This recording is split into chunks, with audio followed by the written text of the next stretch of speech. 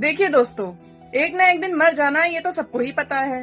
लेकिन फिर भी जिंदगी ऐसे जी रहे हैं जैसे यहाँ परमानेंट ठिकाना है, कभी जाना नहीं है यहाँ से।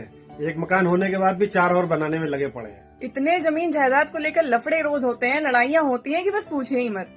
जैसे लग रहा है कि परमानेंट यही घर लेना ही है, यही रहना है बस हमेशा। भूल गए खुद को लोग। उन्हें खुद नहीं पता होता है कि सुबह उठने के बाद शाम तक वो करते क्या है। अगर किसी से सही से पूछ लिया जाए कि सुबह से लेकर रात तक तुमने क्या किया और खास करके अपने लिए क्या किया, तो लोगों के पास जवाब ही नहीं होगा कि अपने लिए आखिर किया क्या उन्होंने। कब से एक ही रूटीन फॉलो कर रहे हैं और उसी रूटीन को फॉलो करते करते बूढ़े भी हो जाएंगे। 100 साल की लाइफ है, अगर 200 साल की भी हो जाए ना तो वही डेली रूटीन फॉलो करेंगे। 100 साल के बाद कुछ चेंज नहीं करेंगे।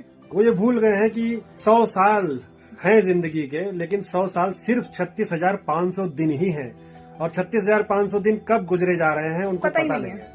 पैसा जोड़िए, मना नहीं कर रहे हैं, लेकिन अपने आप को कब भूल जाइए।